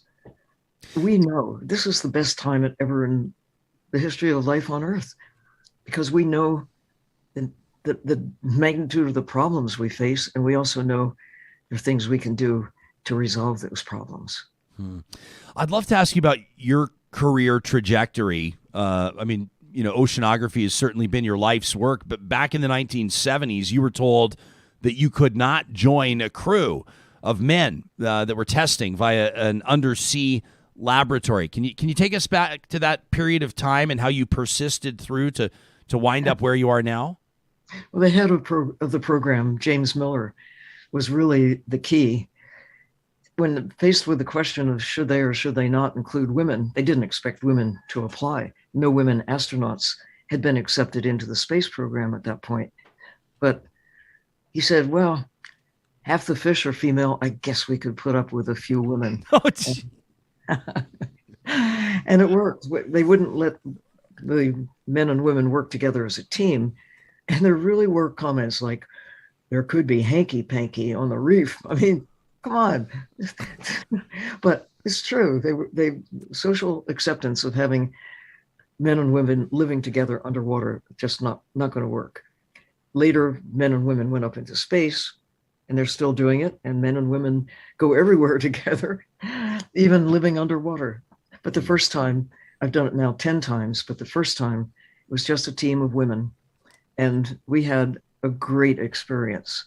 And I think demonstrated, and we were told later that it really helped foster the acceptance of women as astronauts, because we not only had a great time, we were highly successful as scientists and engineers in doing what we were there to do, and dispelled some of the myths that women couldn't handle it. Absolutely fascinating stuff. I'm going to ask you a completely unfair question here in closing, and that is over the course of your entire career, to try to nail down one experience. Have you had one experience in the ocean that surpasses all others with regards to the impact it had on you personally, or is there way too many to choose from? Ryan, I'll tell you, it's out there. I'm going to do it one of these days. The most important thing is on the horizon. I love it. Well, I'm going to have this on my bucket list. Maybe you and I can dive sometime, Dr. Earle. You can teach me a few things. That would be pretty incredible. Congratulations on the new book. It's absolutely stunning. If people are looking for that perfect gift for somebody that can appreciate photography and can appreciate the wonder that lies beneath, we'd certainly recommend it. People can learn more by checking out the website that we've pushed out, Ocean, A Global Odyssey. There it is, our guest, Dr. Sylvia A. Earle. Let me read you this in closing from an audience member who's watching live. Escher says, Dr. Earle reminds me of Carl Sagan with the way that she speaks and how she talks. Such a brilliant mind. I am unworthy your deepness. Thank you. Thanks, Doctor. There you go. That's Dr. Sylvia Earle, an absolute legend, by the way. Amazing stuff. What a career. People are talking on the live chat about the perspective here with regards to blue carbon. A lot of people saying that I've never even heard about that before. Scarlett says her outlook is incredible. Hoyles, what do you have there in front of you? You're completely distracted right now. No wonder. Look at this thing. Sorry, what? That arrived. It was shipped to us, and I thought somebody had sent us like a suitcase or something. I was like, what is this book? The photography is incredible. Oh, it's gorgeous. Yeah, you're hanging on to that forever, aren't you? Yeah. Yep. Yeah, that's fine. Stelly says, I love her. I remember when it arrived, the first thing I saw it, I was like, yeah, I'm not getting that. There's no way I'm taking that. I'm not going to be able to get that. Lisa says, maybe I should add that to my hypothetical Christmas book. Sharon says, that'd be a great book for my kids' Christmas. There you go. You never know when you're going to plant that seed, right? Where it begins with somebody that I remember interviewing Chris Hadfield way back in the day, and you ask him about, you rise to prominence as the commander of the International Space Station, but where did it begin? And for him, in his story, it's on the family farm in Ontario, if I remember correctly, but he's on the family farm, and he's like laying on his back, looking up at the stars and just wondering just thinking, just imagining, just dreaming. And what would it be? I guess 50 years later or so, there he is commanding the International Space Station. Playing a guitar. Ground control to Major Tom. How did you get into scuba diving? Well, we were traveling South America after university, me and some pals, Los Toros we called ourselves. And we were down there for about 6 months, just under 6 months, and knew we wanted to get certified. We wanted to do two things, learn to surf and learn to scuba dive. And so we did. And it's been pretty special. You learn the skills, the basic skills to just get in the water. Right. And then you can go from there, depending on how you kind of want to customize your abilities or your capabilities to get certified to do certain things. So, so I've been like trained to like dive with night trucks, for example. You can dive deeper for longer. You can with night trucks. Night trucks. It's like a how do you describe it? It's just a different mix. Oh, it's, like for breathe, like oxygen. Yeah, mix? Exactly. Okay. Yeah, it's just a different mix. So, I mean, do we have time for story time? Can I tell some? So, if you've ever been down to Maui, it's just a phenomenal place to dive. And there's this place called the Molokini Crater, and it's essentially like, and I'm probably wrong technically on what it is, but it's basically like an underwater volcano, except for part of it is up above the water. So imagine like a volcano that comes up, and the top of the volcano, there's half of it, this sort of crescent moon shape, poking out of the water. Well, it's created this phenomenal ecosystem underwater that is just one of the most special places that I've ever had a chance to dive. But on the back, it's called the Molokini back wall. It just drops, and it's called it's like a different type of dive. What do they call it? A pegogic dive or something. I'm probably mispronouncing it. But it's not like angelfish and pufferfish and all of these sort of the amazing underwater critters that you typically see in like a reef. This is more like humpbacks and like it's like the open ocean population, right? It's a totally different experience. But when you're diving the Molokini back wall, you're just looking down like hundreds of meters. It's just straight down. Is this hard for you to listen to? So the difference, so when you dive the Molokini back wall, you want to be able to go down as deep as you safely can. But at the same time, divers know that if you're down at 40, 45, 47 meters, 130, 140 feet, you can only typically be down there for like 10 or 12 minutes. Why? Just because of the impact that it has on your body, and because of how much time it takes you to come up, and all of the things. And so if you dive on night trucks, you can stay down there longer. You can stay deeper longer. So we were down there, and I was like, I got to dive back wall. So you go and you get certified to dive on night trucks, and now I'll have that forever. I'm going back wall. But now it's cool because, like any other hobby that anybody has, I love that we talked to Dr. Earle for 10 minutes, then I'm going to talk for 10 minutes. And I am definitely not the National Geographic Explorer-In-Residence. I'm definitely not, even I can't hold a candle to her. But it's cool now because when you travel, we'll always want to travel places where there's great diving. It just becomes this hobby that allows you to see. So I've dove in, 10 or 12 countries, something like that, just because it's such a neat way to see a different part of the world. Like the ocean is... I heard somebody describe scuba diving once as close as the average person will get to walking on the moon. Just a completely different, surreal experience. When we were diving Molokini back wall, the humpbacks were singing while we were diving, and I had chills just rolling down my back while I was diving. Like, it's just the most special. I mean, I understand scuba diving's not for everybody, but for me, it might be my favorite thing on planet Earth. That is, to me, the idea of the vastness of it is what is so terrifying. Yeah. That's what I find so terrifying when you're talking about, like, you can just look down and it's vast. I'm just like, what's out there? Yeah. That's what terrifies me. I've enjoyed snorkeling quite a bit on the Great Barrier Reef and out in Hawaii area and off of Oahu, and it was amazing. But I get, like, at a certain point, I start getting the heebie-jeebies, and I start being like, I got to get out of the water. Yeah. So I cannot imagine having that vastness around me. It terrifies me. Oh, I'm trying to do a quick search here right now. Brenda says we need to have a day of Jespo's pictures of these adventures. I'm going to see if I can call it up quick, but I don't think I can. I'll probably have to do a deep dive, if you will. But it might take me a little while to track them. I'd be happy to share photos sometime. It's been a little while. You can always follow me on Instagram at Ryan Jesperson. I'm always finding ways to just plug my social platforms, right? Follow me on Twitter. Follow me on Instagram. You know how it goes. But yeah, diving special. I can understand. I mean, some people are chiming in right now saying, not for me. That is not my thing. And I get it. I get that it's not for everybody. But I'll tell you here. What do we have here? Oh, these are old photos. These are from 2008. You can. I think my Facebook account is open. I don't know. I never even go on Facebook anymore. But these are just some photos of that I took. This people on the podcast are like, okay, this has officially hit the like. But yeah, this is Matsqui Crater. So these are some photos. You can go check them out on my Facebook, and I have other dive photos there. And look at that little fella. Look at that. Look at that tortoise. Hey, no turtle. Turtle. Yeah, there you go. Our friends at St. Albert and Sherwood Dodge want me to remind you that while supply has been an issue for the last 14 months or so, that is no longer the case. As a matter of fact, the issue that car dealerships across the country, and for that matter across North America, have faced through the pandemic, a lack of selection, well, that's far from the case right now on the lots at St. Albert and Sherwood Dodge, including that new Jeep Grand Cherokee L.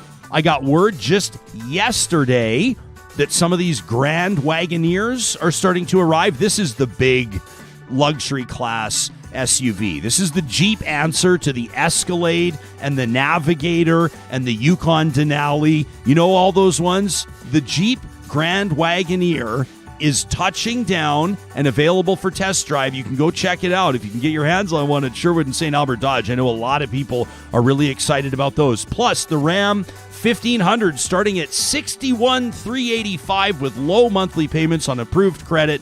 You can search them online, or you can go see them in person at Sherwood and St. Albert Dodge. Also wanted to remind you that our friends at the Dairy Queens of Northwest Edmonton and Sherwood Park have the Flamethrower Burger featured through the month of November. I was driving yesterday, and I see this big, massive DQ billboard for the DQs of Northwest Edmonton and Sherwood Park. Have you seen the Steakhouse Burger? I mean, I know that I'm supposed to be talking about the Flamethrower Burger. Sam, have you seen the Steakhouse Burger at Dairy Queen? Seen it. I've eaten one. I've enjoyed many a steakhouse burger. They are quite fantastic. Oh, you have lived experience. There are onion rings in the burger. Do you need to even say anything more? I don't think you need to say anything more. Nope. There's freaking onion rings in the burger. Okay, but the Flamethrower Burger has like the jalapeno pepper bacon and the flamethrower sauce and all that kind of stuff. But I'm sort of distracted by onion rings in the burger of the Steakhouse Burger. Get both. Why not get one of each? Yeah. You know, you get the Flamethrower Burger, you light your mouth on fire, you take a quick dip of that, maybe the Oreo fudge blizzard, or maybe you want to go with like a different one, like a Smartie blizzard. I mean, the in-house recommendations here vary depending on which Real Talk team member you talk to. And then maybe, I don't know, crush a Steakhouse Burger on the way home. People are like, really, man? Why make tough choices? Really? Why not just get it all? At the Dairy Queens of Palisades, Nemeo, Newcastle, Westmount, and Baseline Road. Could you do a Steakhouse Burger and a Flamethrower Burger and a blizzard, or would that be enormous? I'm thinking that's got to be 3,000 calories. Yeah, that's a day's worth of food in two burgers. But I mean, like, I power to you if you want to try. That sounds amazing to me. I think I could do it. Yeah, I think I could do it. Now, where you get hung up on these types of things is the fries. You can't mess around. I mean, fries are great. Trust me, I've got all the time in the world for fries. But if you're going to try to take down a Flamethrower and a Steakhouse Burger and mix in a blizzard, you're going to have to say no to the fries. It's like John Candy with the old 96er, right? You remember this? No. Great Outdoors? No. Oh, my gosh. You eat the whole steak and it's free, but it's 96 ounces. It's like the hugest steak. They call it the old 96er. And so he finishes. It's like one of the greatest scenes in movie history. And he finishes the old 96er, but he's still got the gristle, like he's still got the fat, and he's got to eat the sides. And that's where he got hung up. The things you learn tuning into Real Talk. Every Thursday, we partner up with our friends at Prairie Catering. And I'm going to talk about Prairie Catering in just a moment, as a matter of fact, because I'm so excited. Their brand new restaurant opens tonight. Super exciting news for the team at Prairie Catering. But first, a reminder of why we partner with them and what they allow us the opportunity to do. which is every Thursday, invite someone on planet Earth to Eat Your Words. Presented by Prairie Catering. Interesting goings-on in Ottawa. This is just yesterday, where Member of Parliament, MP Brad Vis, representing Mission, Matsqui, Fraser Canyon. You're going, that sounds like that might be like right ground zero where all this flooding and disaster is happening. You would be right. Well, he's out of a meeting. He's a Conservative MP, and he and his Conservative colleagues went to meet with Liberal Minister Bill Blair. This is what we all like to see, right? I mean, cross-aisle, bipartisan efforts to do what's best for Canadians. So Brad Vis and his Conservative colleagues are leaving the meeting with Liberal Minister Bill Blair, and reporters are there, a gaggle of reporters. And, of course, they want comment on what we were talking about earlier. Conservative leader Erin O'Toole kicking former Conservative Senator Denise Batters out of the family for questioning his leadership. So the reporters are assigned to go get comment on Denise Batters and Erin O'Toole. And, this is what went down yesterday. Do you think Batters should have been kicked out of caucus? Right now, my only focus is on supporting the people of Mission, Matsqui, Fraser Canyon in British Columbia. There's no time for partisan politics. Right now, there's only time to support British Columbia and get people safe. That should be your only question right now. Keeping British Columbia safe. The people need our help. They don't want to hear about a senator. They want to hear about what we're doing here today to help our province and to help our country. Effectively, the Port of Metro Vancouver, are you guys aware of this? The Port of Metro Vancouver is cut off from the rest of the country. We're talking billions of dollars of economic loss right now. We haven't had anything like this ever happen before.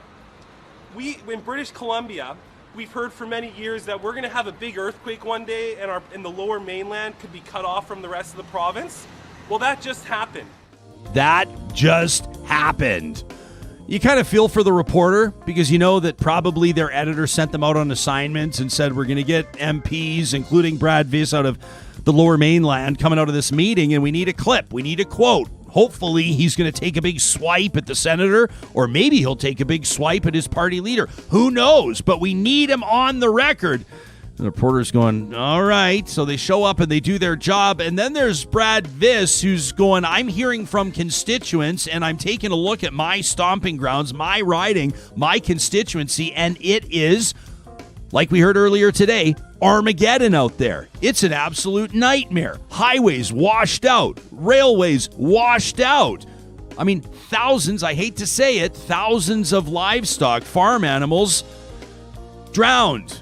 People being rescued, air rescues by the Canadian military. I mean, this is a national crisis. You think that Brad Vis gives a flying about Denise Batters and Erin O'Toole? Absolutely not. So I've been there. I've been the journalist that gets assigned to ask the tough questions, the family at the court case in the murder trial of the person that killed their son. Ask the family how they feel about it. How do you think they feel about it? It's a tough gig. I get it. But in this instance, yesterday, shout out to Brad Vis, who invited that reporter to Eat Your Words. Presented by the team at Prairie Catering, who tonight, Thursday, November 18th, at the Art Gallery of Alberta, are officially opening their brand new restaurant called May for dinner service. That's right, like the month.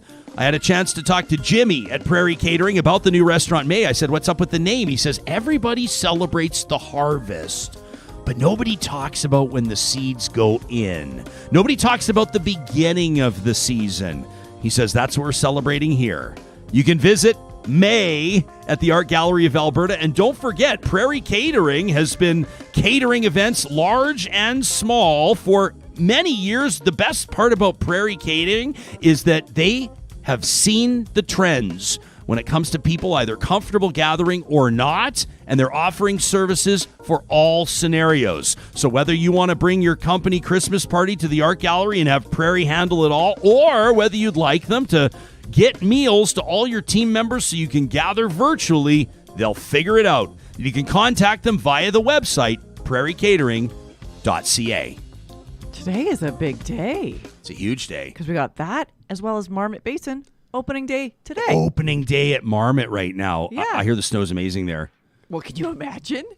Yeah. Can you imagine, like with the snow that we got a few hours away, of course. Yeah. But we got a dump. So, yeah, in the mountains. Hello. Yeah, just a reminder, you can check out these live cameras. Our friends at Tourism Jasper were reminding us this yesterday in My Jasper Memories. And of course, you can check out jasper.travel/Real Talk if you want to learn more about that. Look at this, 37 centimeters in the last 3 days. That's the snow report right now. You can check out skimarmot.com. Opening day is such a special day, right? I mean, these are people that have been, you guarantee there's those skiers and snowboarders that have been like waxing and like sharpening working on their edges for like 6 weeks now. They're ready to finally get out after months, those summer months. What did you say that you and Carrie do on your snowboards? Gnar? We shred the gnar. Shred the gnar. Yeah.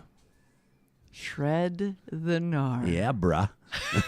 I thought you were going to say talking about like the POW. You're going to go and get some POW. Yeah. Well, that's, I mean, there are many different ways to interpret the best type of snowboarding, right? Because there's the people that go in the parks, do the kind of trick stuff, like the street style, all that kind of stuff. Yeah. And then there's just like the big backcountry open, like big, loud, wide, fast turns. That's my style. Just, I'm that guy. Yeah. So, which is different because when I was a skier, I was like bumps, like tight, technical, bop, bop, bop, bop. Now in snowboarding, I'm just like, yeah. Anyway, I feel like I'm talking about myself a lot today. Your name is on the show, so I think that's A-okay. Okay, I'll try not to be too self-conscious about it. I'm curious to know how you're processing that conversation with Todd Loewen, MLA out of Central-Peace Notley. He's sitting as an independent now, but he of course was caucus chair for the United Conservatives. That's not a joke. I mean, he resigned that position when he called for the premier to resign, but he remained on as a United Conservative MLA until they booted him and Drew Barnes back in May. And I tried to pick his brain a little bit, and I'm going to go back and watch that interview again. I want to kind of digest what he was saying about the different factions within that party, right? Like I saw Randy, who's watching the show today, said, okay, like when I asked Todd Loewen about, the right-wingers versus the progressives, and there's two different groups within the United Conservative Party that are upset at the premier, at Jason Kenney for his leadership, for different reasons. And so Randy's observation was, so they're not upset at Kenney because he's terrible. They're upset at him because he's not terrible enough. That was Randy's interpretation of this, right? Todd Loewen and the 17 other MLAs that signed that letter were calling for these regional restrictions when it came to COVID-19. They didn't want province-wide restrictions when it came to vaccine mandates or passports or masks, what have you. That was a big flare-up when that happened, those 18 MLAs signing that letter. Angela Pitt out of Airdrie was another one that certainly caught a lot of people's attention. She's not paid the piper. She remains in the party. So you have to wonder what it was about Todd Loewen and Drew Barnes in particular that got them booted.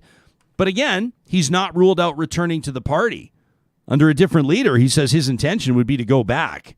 And I thought that was interesting. He left things wide open. Yeah. I mean, saying that he's not necessarily going to talk about supporting Brian Jean, that, yeah, he left the door open around returning to the party. What I thought was interesting, and I'm not able to find the specific comment in the live chat, but the idea that, now he's taking issue with this money and what's potentially going to happen at the AGM. But where was he and where was that concern when you referenced it, the kamikaze? Yeah. So we'll see what happens this weekend at the AGM. There's it's essentially Kenney stacking the deck, right? This third party PAC that's friendly to him, making cash available, not just for people to. You remember you heard these rumors of past party conventions where buses of people would come in, and in particular young people.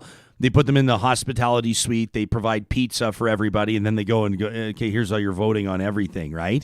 And they kind of stack these decks. And some people may say, well, that's politics.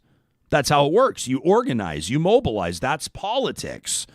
The interesting thing about this is that a lot of people are pointing out that the money and the cash trail here, the way that a lot of these funds go, it's more than you need to cover the cost of the convention, and the extra overrun goes to the party.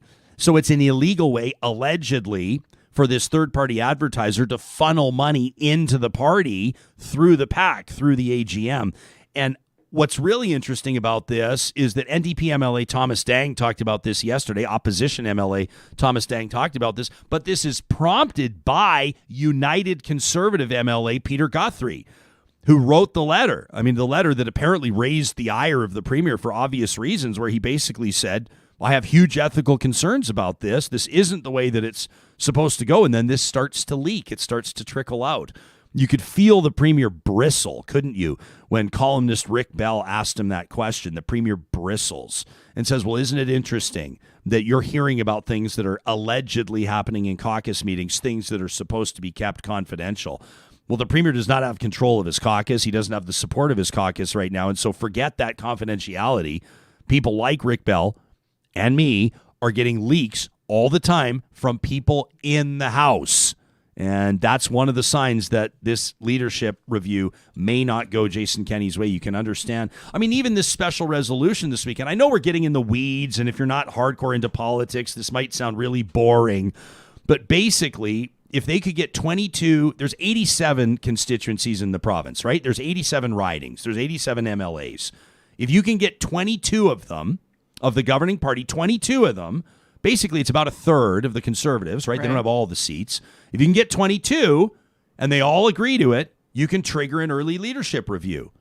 Well, the premier or whomever is introducing a special resolution this weekend. They want to bump the number to 29. That's called moving the goalposts. And you have to wonder what type of a message that sends, not just to the general public, but to the CAs, to the constituency associations, to the MLAs. Where's your head at on it, Sam?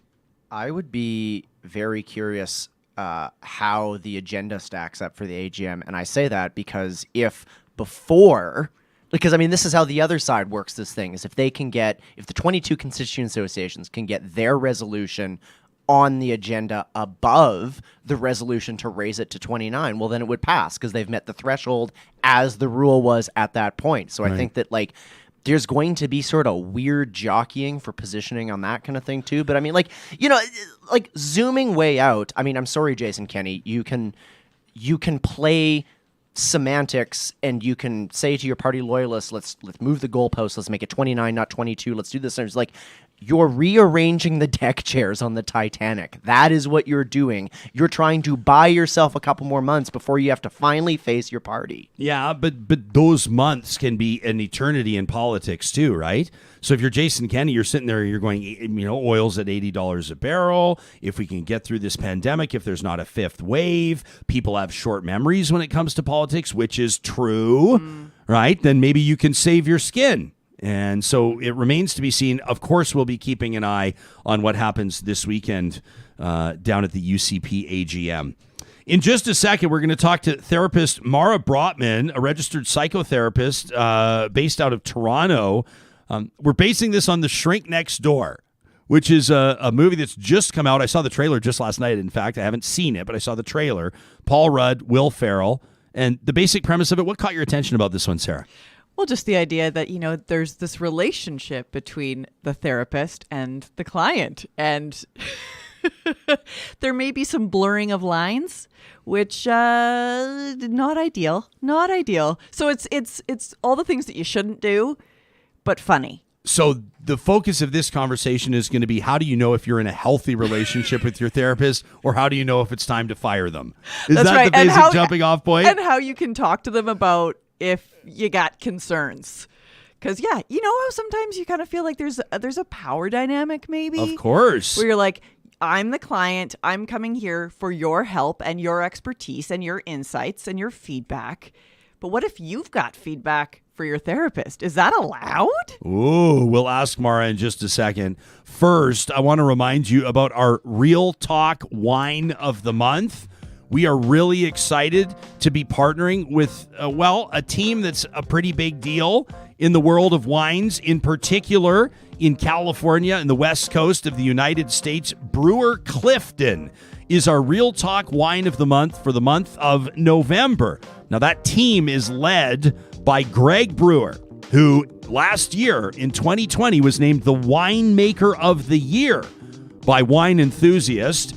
I've had a chance to experience Brewer Clifton wines, Hey, in the interest, the things I do for you real talkers to be able to provide you the first-hand account, because we want you to look good when you're bringing wine to a holiday party. Maybe you're gifting a bottle or a case to your staff members or maybe to somebody you care about. You want it to be wine that has the best bang for buck. Well, may I recommend personally the Brewer Clifton Santa Rita Hills Chardonnay and the Brewer Clifton Santa Rita Hills Pinot Noir. Those are two you will not go wrong with. I guarantee you they're absolutely fabulous. And if you happen to be shopping at Wine and Beyond, check out the exclusive ex post facto Syrah.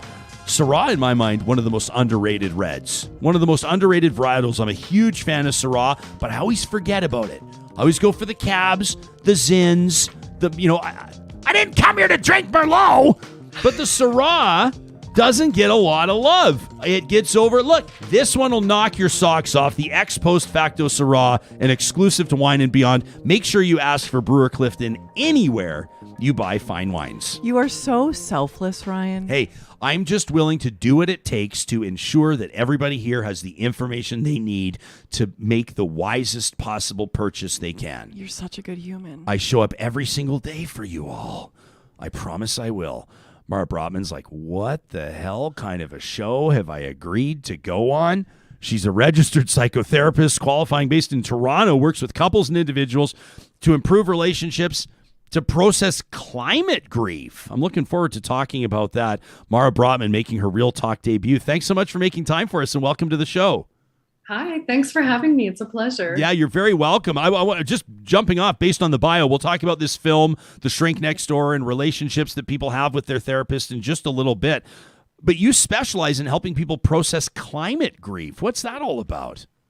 Yeah, that's all about dealing with the things that we can't change about the world and learning to accept it, really. I mean, it's really been bubbling under the surface for a long time for people about, we see it on the news every single day. We don't know what to do about it. I mean, we have these horrible feelings that, the planet is burning. Okay, so what? What can we do as individuals? And, thinking about what are the emotional implications of that? Like, how do we process the deep anxiety, the grief, and still live our life and still take joy and have strong relationships within that? So, like, climate feels like it's underlying a lot of the more immediate emergencies that we're all feeling right now, around the pandemic and within our regular lives. Yeah. Well, I don't know if you know this or not, Mara, but just before we talked to you, we spoke with Dr. Sylvia Earle about half an hour ago. She's an oceanographer. She's National Geographic's, what is she, the resident Explorer of the Year? She's got her career is unbelievable. And she's talking about the health of the oceans. And you can see it. You can see it in her face. She's, first of all, loves the planet. That's quite clear. And gives a pretty frank assessment about the health of the oceans. Not good, she says, but there's this optimism I think she has, paired with urgency, that we need to be able to do something. As I'm talking to her, I'm realizing I feel this kind of almost a pit in my stomach. I almost kind of wonder what human beings 150 years from now are going to think about the way that we conducted ourselves and the way that we dumped trash in the ocean and the way that we just let these smokestacks just belch into the atmosphere. And I think for a lot of people, this can create an anxiety that they may not have the tools to deal with. Yeah, I think you're right on there, that it does create an anxiety and that we feel more stressed out than we normally would, or our emotions are even closer to the surface than they would normally be. Like, people are telling me, I'm closer to tears than I've ever been. I'm more angry with my kids than I wish I were. Like, I'm getting frustrated. And it's because, our energy is getting sucked by the truth that, the oceans are in trouble, the planet is in trouble. So, what we try to do in therapy around that is, first of all, deal with the emotions. How did they come up? What does it feel like to feel okay again? What are the pillars of a meaningful life that we can build up so that your resilience is higher? And then also there's a piece of it there that's kind of new for me and for a lot of therapists. Is like, how do we translate those feelings into action? So what does it look like to get a little active about climate change? Are there community associations? Like, what kind of activism can you engage in that actually feels right? We all live in the world and we still want to eat fish and go shopping, but how can we do that in a responsible way and not have it feel so terrible for us about the state of the world? You know, it seems like a lot of people are choosing not to have kids now because of the way the climate is going. But those of us who already do have kids need to have a way to really process those feelings and make sure that our kids are resilient in their emotions too. That's such a great point. Kaylin's watching from Vancouver this morning. She says, I wonder how we are to balance accepting what we can't change and still feel fueled to take action and participate in advocacy. How would you tell a client? I mean, I guess everything you're probably going to tell me, number one, when it comes to therapy, it's got to be situation specific. Every person's reality is different. Every person's MO is different. But how do you find that balance, accepting what we can't change while still advocating for what we can? Yeah, that is the question, right? Like that is the question we're all struggling with. So, you know, for me, I think that trying to process the feelings of helplessness, like trying to get away from helplessness toward action. So to me, anger can be a positive emotion more so than sadness or like a freeze response. Basically, we're going through trauma, and you know the old idea of fight and flight, they've added freeze too, as well as fawn, which is kind of like sucking up to people in power. Fawn, yeah. Yeah, for a feeling of safety, right? So figuring out, you know, in Alberta especially, like, why are we so wedded to oil and gas? Like emotionally, why are we holding on to things that are clearly not working anymore?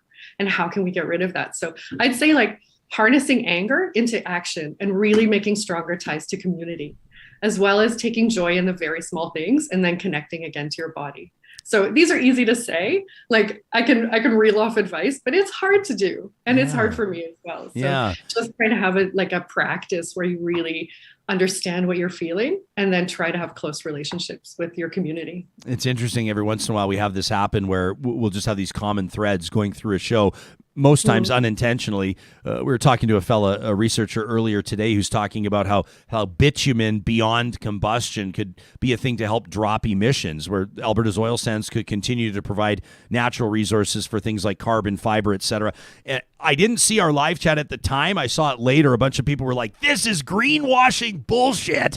And like, not everybody is 100% sold on the idea, but I do think other people might say, hey, listen, if we're trying to find that balance between environmental responsibility, economic activity, and sustaining the job market, which sustains real estate and sustains everything else, then maybe this is the type of direction we need to move in. I'm so intrigued by your comment about an emotional connection to oil and gas. I understand why a politician would bang that drum, because politically it's very convenient to support certain industries, and we see the policies and the investments of the Alberta government in particular reflect just that. But among the general population, what do you read into the emotional connection? And let's not just say oil and gas. We could say industry. We could talk about fisheries on the East Coast. We could talk about forestry on the West Coast and everywhere else. Yeah, it's really interesting. I think there's an emotional connection to, I don't want to lose anything. I don't want my quality of life to be worse. I don't want the quality of life for my children to be worse. This is what I know. I know that industry supports jobs, people's jobs. And so I'm wedded to the idea, or people are, that this is how things have to be. And then maybe we'll find an electric car that'll be better. Or, you know, I think people are emotionally want to find ways where we don't have to change our life too much or be uncomfortable. I mean, human beings are wired to avoid pain, of course, psychologically. And so, the connection to power is also an interesting one. Like the oil and gas industry, you know, all our extractive industries have a deep effect on what we see as like success in society. And so tearing that down, it's like, then what? You know, it's the same as when people are talking about defunding the police. I think it's hard to answer the next thing of like, and then what? So we're emotionally wedded to, okay, this is the way things are and this is safe. So we're going to stay here. But for climate, you know, we can't do that.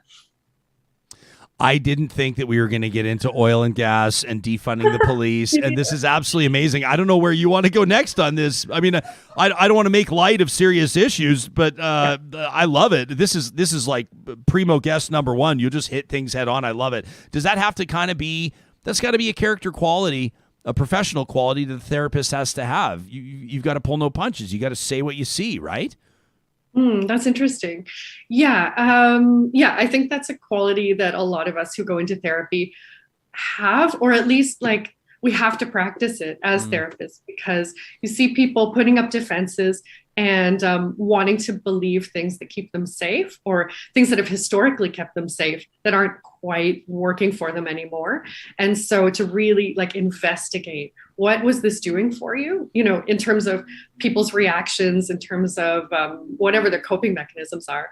Around like mid-30s to late 50s, our coping mechanisms, if we've been putting our head down and just getting through life, it starts to break down a little bit around that time. And, you know, we used to call it a midlife crisis, which was very gendered and very specific, but it's really like, okay, what was working for me in my 20s to just put everything away into a box and not think about it can't work for me in my 40s.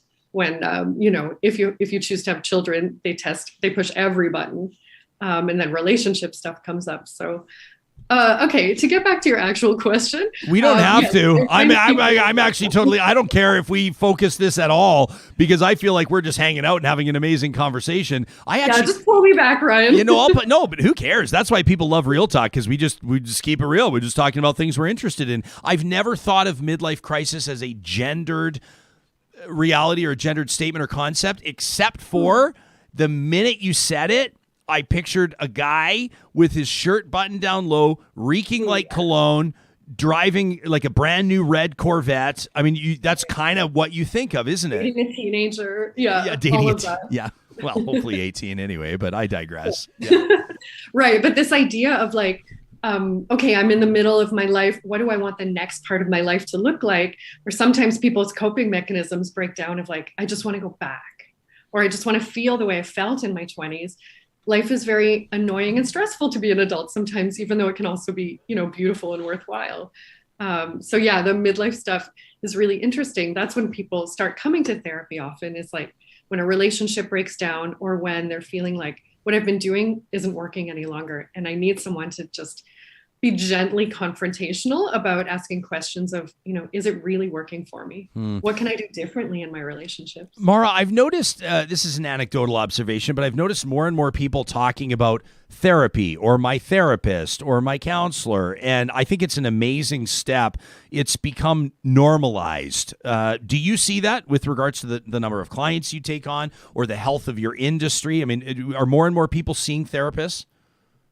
They are, which is very exciting. Yeah, I've noticed that too, where, you know, I think, you know, when I was growing up, like when I was a teenager in the 90s, it was people who went to therapy were like kind of crazy, or you didn't know that many people who went to therapy, and like the popular cultural conversation around it was like, oh, they have problems, so they need therapy, especially couples therapy, where people like wait way too late, and then they go to a couples therapist like when things are already so broken, it's hard to come back from.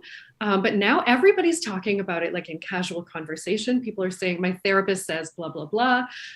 There's tons of great therapists on Instagram who are putting out content that really makes sense for people. And it's, you know, it's a way to decolonize therapy as well, like getting more voices in there, more therapists of color and Indigenous therapists. Like the field itself has changed a lot for the better, and continues to. And we know so much more about neuroscience now, about the relationship between how like the emotions affect our body and how the nervous system stores emotions in the body. So, you know, there's new science and there's new acceptance culturally, which is just beautiful to see. That's fascinating.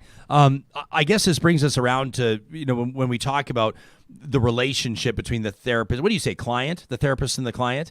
Yeah, I call them clients. Clients, you know, and with regards to how you know if your therapist is a good fit for you, I would imagine that the more that you talk about the different perspectives that, you know, with regards to people that are practicing now, different traditions, different approaches, there are probably some that are less conventional than others. How do you know if the therapy you're receiving or if your therapist is a good fit for you, and what should be a red flag or two? Yeah, that's a great question. I think, it's a co-created relationship. That's the fundamental thing. It's like you and your therapist are making something together. So you need to be able to know that they really get you. You need to feel safe, eventually safe and trusting with your therapist. So there's a lot of research that has come out that actually, within reason, the methodology of your therapist doesn't matter as much as the strong relationship you have between the practitioner and the client. So feeling like it's a good fit is actually the most therapeutic thing, whether people practice like a psychoanalyst, a Gestalt, some methodologies of therapy are like more play acting, which I'm not super into, but some people love. Like, you're actually acting out a conversation between, like someone who died that you miss and being able to tell them. That's not so much for me. I couldn't do that. That's not my thing. I couldn't do it. Same here, but it's called Gestalt therapy. If anyone out there listening is interested, it's a long running type of therapy, but it's all about the relationship. So because it's a relationship between client and therapist, you need to be able to speak up and make sure that you're getting the best experience. It kind of replicates our romantic relationships and our family relationships. So giving you the tools, giving the client, the person in therapy, the tools to actually speak up, to be direct, and to have a therapist respond allows you to take it out into the real world, into your relationships. Like, this is the place where you actually can feel trust for the first time. I mean, clients have told me that my office and the work we do together is the first place they've actually felt trust in another person. And now they can have healthier relationships. It's pretty wild. It's a big responsibility, and really amazing. Yeah. I don't always do this in the middle of an interview, but something you said just like blew our producer back in her chair. And so I just have to ask, I'm looking through the plexiglass here. What was it about what Mara just said about families and the replication that sort of made a real impact on you? Well, just the idea that they're replicating a relationship with a loved one. And like, that is deep intimacy. That is deep. Yeah. Like, well, hopefully trust. And I've just never thought of it that way. Like, I just always was like, no, I am the client. They are the therapist. Yeah. Like, those are very clear boundaries, and there should be no intimacy, like in a non-romantic, non-sexual sense. Yeah. You know what I mean? Yeah. So Mara, that's not something you can just, does that take a little bit of magic to happen? Is it sort of, it's not something you can just manifest, right? Yeah, all I can do is create a space to allow people to try to start trusting. And it takes time. I was telling somebody recently who had a very bad experience. Sometimes people come to me with a bad experience with a past therapist. And so that especially, I'm hyper aware of, like, it's okay if you don't trust me. We can still do this work together, and that we will take the time for you to feel okay with the other person.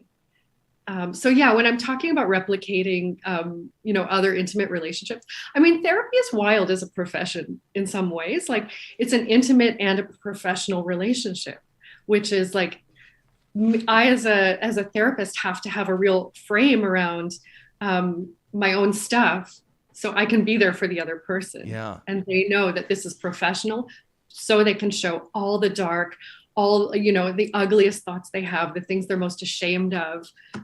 You get to really know a lot about people, and that feels very special. But it comes with a lot of pressure too. How do you don't just leave your stuff at work when you take off for the day, do you? Don't you carry a bit of a load on your shoulders as the therapist? Yeah, big time. I do definitely think about my clients outside of session, and care about them a lot. And I do a lot of work on my own. I'm also a client of a therapist, so I do a lot of work in making sure I maintain my own internal boundaries. The hardest thing has been something like during the pandemic, when everyone is going through the same thing at the same time, including myself. So that was the hardest thing, to control my own. We're all in survival mode during COVID. We're all feeling life and death, and not sure about what safety is. And I'm feeling that too. So I have to be there to soothe other people while I'm definitely going through the same thing. Are you looking to psilocybins? People may call them magic mushrooms. I mean, I see more and more of a trend, people integrating that theory or that practice into their own self-care. And I know personally of people that have been microdosing or looking to psilocybins in an endeavor to improve their mental health. Is that on your radar? It definitely is. It's kind of the hot new thing. So it's interesting. Like, there was a prohibition on research around it for so long that now it's kind of exploding in an exciting way. I know anecdotally a lot of people who are microdosing on mushrooms right now. Therapeutically, there are some studies going out there. For me as a practitioner, I don't know if I want to get into like prescribing mushrooms for people. Yeah. It can go a lot of different ways. And so that, like, it's still so new that I'm not sure. I don't know if I want to be the one to go there with people, but honestly, it's fascinating. Like the idea that something natural can actually reverse it. I think it was like 23 or 30% of people who are experiencing deep, untreatable depression have been cured by psychedelics. Like that's amazing. So it's quite a new field. I mean, just like the last 5 years. So new, but really interesting. I mean, I'll be curious to see 10 years from now or 15 years from now how it's maybe had an impact on, I was going to say the mental health industry, but that's mental health field, let me say, feels a bit more right. So we'll wrap with this, because I know you've obviously got clients. You've got a full day you've got to get to. The film, The Shrink Next Door, everybody's talking about it. It doesn't hurt that it's, two of the most beloved actors, I think, in America right now, streaming on Apple TV. Will Ferrell, Paul Rudd, mind who you let inside, says the movie poster. Let me ask you this. You say that you've had people that have come to you that have experienced past trauma, or at least, had negative experiences with their therapist. They have fired their therapist and they've come to you. How do you know when it's time to fire your therapist? Right. So you can leave your therapist at any time for any reason. And I think sometimes people feel obligated to stay past a point where it's working for you. So I think the main thing is to check in with yourself first of, is this not working for me? Do I feel actually understood by my therapist? Are they asking questions that are helpful for me? Are they making me feel judged or guilty? Are they making me feel like the things I do are wrong? The tricky part is sometimes therapy can feel tough in sessions when you're opening stuff up that you really have put away for a long time. So, I think the main thing is trying to work with your therapist, unless they're clearly a bad fit or telling you things that feel irresponsible. So that's something to check out with your friends and family, with some trusted people of like, my therapist said that I should do this and that. I just don't know. And, get another opinion. But there's a lot within a healthy therapeutic relationship that's still like, you can feel missed. You can feel like they're not quite asking the right questions or they're not getting you. And that's the part where you can really, that can be super effective to actually work with your therapist on. So like, I've been thinking about our work together and it's not working for me right now. So if you can be as specific as possible, that really helps therapists. But even if it's just a feeling like I'm not getting what I should be getting. I had that experience as a client when I first started therapy school. My therapist was very nice, but she wasn't challenging me in any way. And like, I didn't feel like I was getting much out of it besides talking to a nice person.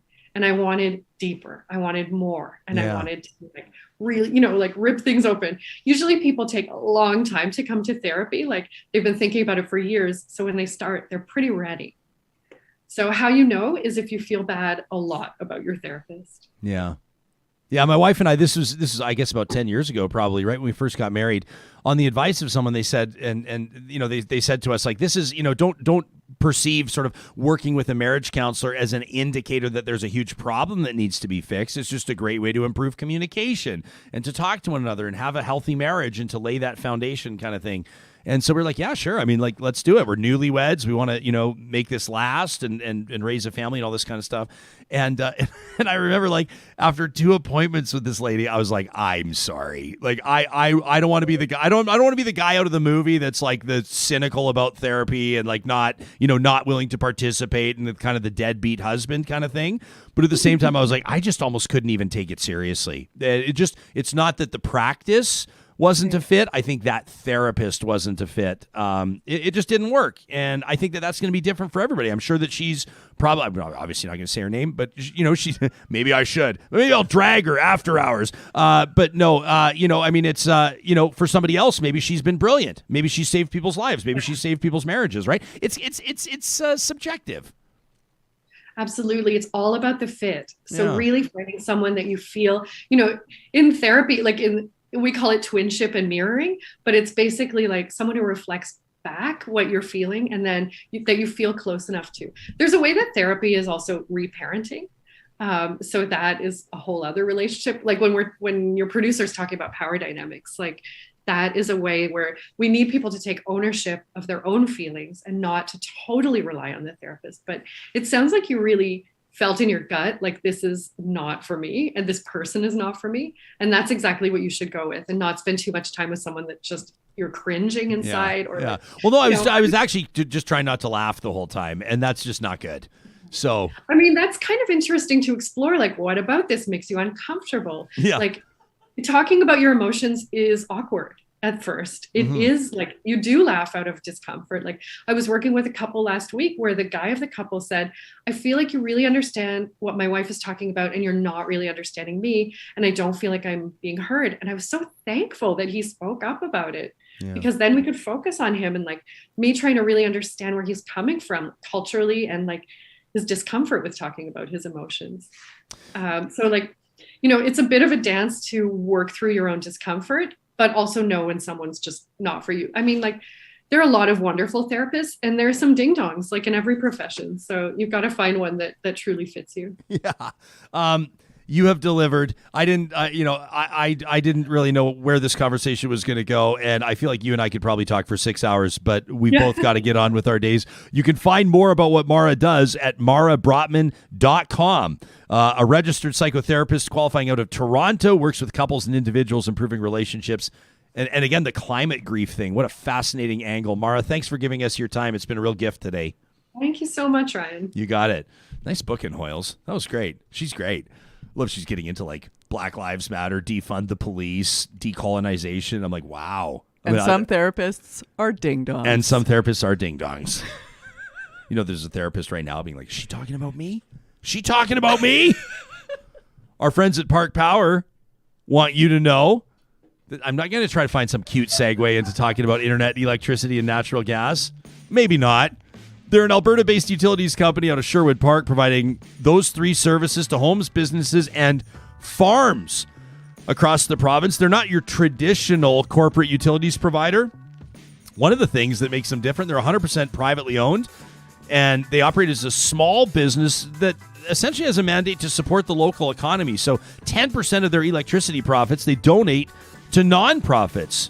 That's the founder of Park Power you're seeing right there on my screen, Chris Kozowski, and his signature bow tie. Unbelievable guy. We endorse companies that we believe in. We partner with groups we believe in here on the show, and Park Power is one of them. Don't forget, you can get your free quote. You can compare rates, the fixed rate, the variable rate, whatever you're looking for right now online. It's quick and easy. And when you switch over, they'll handle all the work for you. So it's not you're not sitting on the phone for 3 hours with your soon-to-be former utilities provider. A reminder, if you're like Walks, Real Talker Walks, who reached out to me the other day, says our whole family's switching over to Park Power. Make sure you use the promo code 2021-Real Talk to get $70 off your first bill. Did you know that tomorrow is International Men's Day? Kind of an interesting approach, and we're going to dedicate our Real Talk Roundtable to it. So you're not going to want to miss it. It goes at 11 o'clock Eastern, 9 o'clock Mountain Time tomorrow. Our Men's Health Panel will focus on the mental and physical health of men in particular. We'll see where that conversation goes. Plus, a hand signal on TikTok saved a young woman's life. We'll learn more about it, what you need to know, coming up on tomorrow's Real Talk. We'll see you then.